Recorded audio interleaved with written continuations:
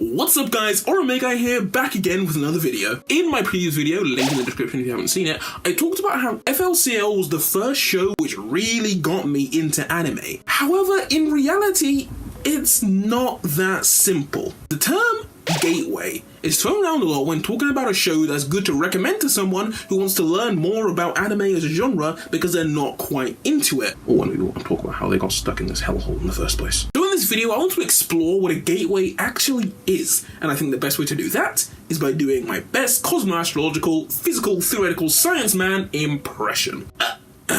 An interdimensional hyperpath, or gateway, as it is commonly referred to as by mere mortals, is a path which only opens up to the chosen who are ready to ascend to a higher plane of corporeal existence. According to modern myth, once one enters the superlative arc realm known as anime, via the gateway, a certain amount of cosmological vibrant positrons attach to the user. These particles of unknown quantity are known as as it may seem wondrous at first due to their seemingly infinite color combinations, these begin to rob the entrance of their humanity. Soon all they can think to do is consume more and more and more anime, and that's all they can think about. Truly, it is a truly debilitative disease for which euthanasia is the only cure.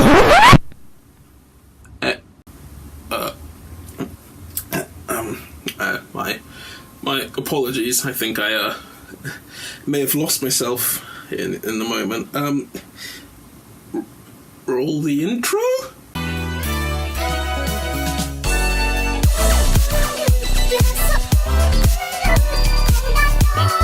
On January 11th, in their Nintendo Direct Mini, Nintendo announced a Switch version of the game The World Ends With You, or TWIWI for short, dubbed the Final Remix. Now, as well as getting me incredibly excited because TWIWI is one of my top games ever, it also filled me with a ridiculous sense of nostalgia. Upon hearing this news, I was immediately whisked back to Shibuya as Neku with his trademark purple headphones and white shorts that he wears whatever the weather. Does it seriously not get cold in the UG? And I was put in that feel-good spot where I remembered my days as a fledgling weeb for whom Pokemon was the extent of my anime knowledge. Basically, what I'm getting at is that TWIWI was my gateway into this sad, awful, depressing, terrible, disparaging, exciting existence known as otaku culture.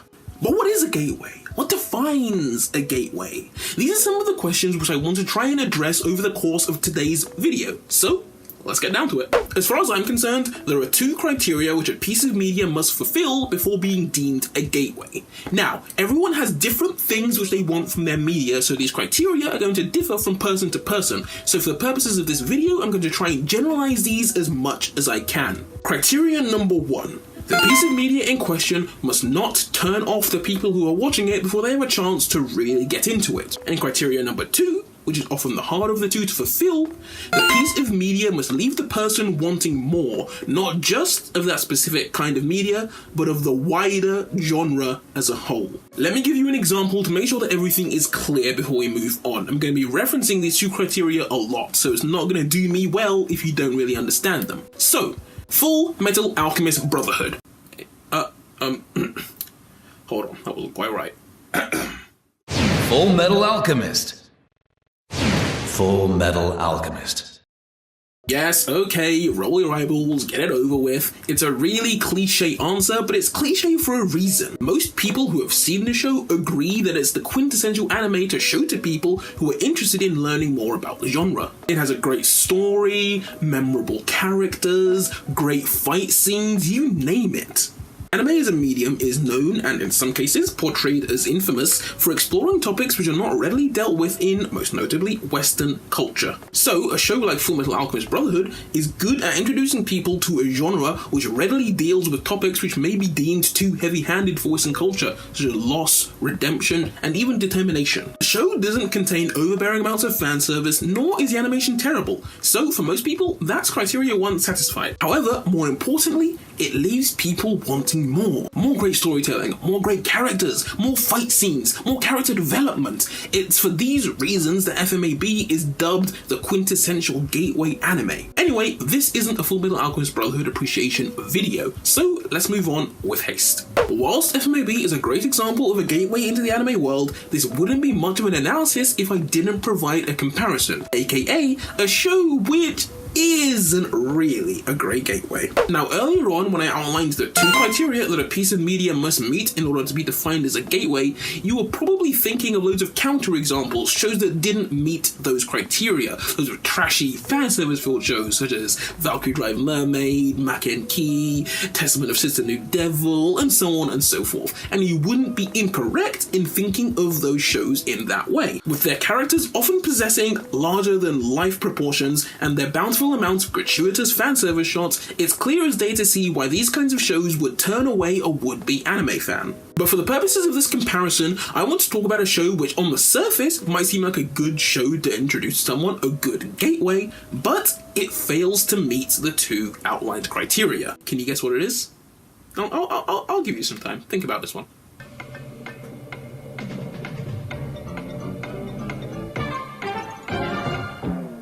Ding dong, ding dong, ding dong. Did you get it? It's Gurren Lagann. Come on, you should have gotten that. If you didn't get that, what are you doing? Get off this video, click off this video, what are you doing? I'm joking, please don't leave me.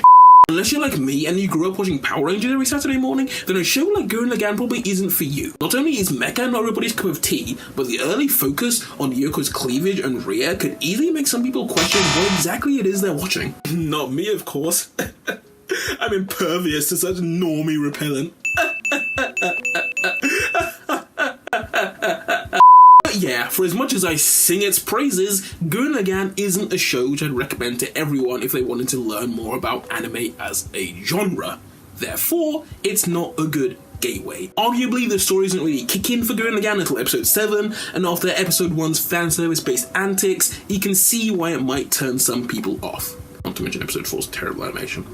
Anyway, let's move on. So, as I mentioned earlier, TWEWY was my personal gateway, obviously because it met the criteria that I outlined earlier.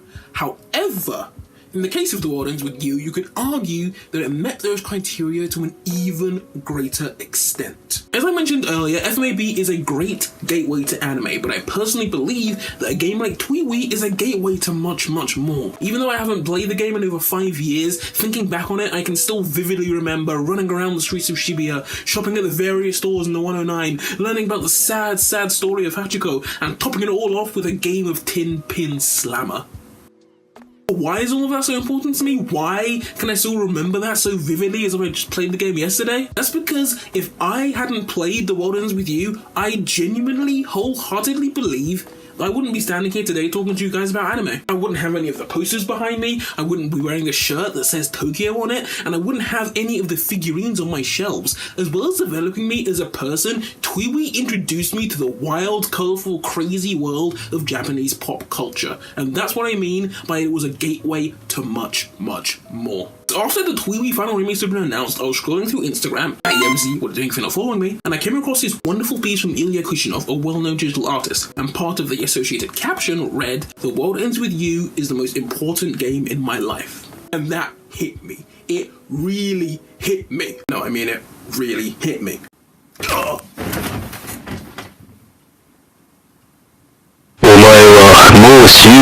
NANI?! The World Ends With You isn't my favourite game. That honour belongs to Undertale. It's not the most aesthetically pleasing game that I've played. That honour probably goes to Persona 5. It does, however, have a killer soundtrack. I can't believe this is a dream. Putting all of that aside, The World Ends With You is without a doubt the most important game I've ever played and most likely ever will play. I remember finishing the game and just wanted to stand in the Shibuya Crossing with the Shibuya Crossing theme from the game just playing in my headphones. Like, let's put that into perspective. Think about the thousands of people who cross that every day on their ways to work. For them, it's just an over-congested zebra crossing. But for me, it's where it all began. It's where all of this began. But anyway, that's just about going to do it for me, guys. I've spent however long this video is talking about my gateway into otaku culture, but what about you guys? Leave some comments down below on what got you into this wide and wonderful world of otaku culture as we know it, whether it be a video game or a book, some manga, some anime, some music, whatever it is. I'd be interested in hearing your guys' thoughts. And as always, if you've made it this far into the video, I appreciate you. You have my utmost gratitude. If you enjoyed what you've seen, don't forget to like, comment, and of course subscribe. Sharing helps too. Facebook, Reddit, Twitter, Instagram, wherever you can think. All those actions help me out more than you could imagine. Enjoy your day or night. And as always, I'll catch you guys in the next one.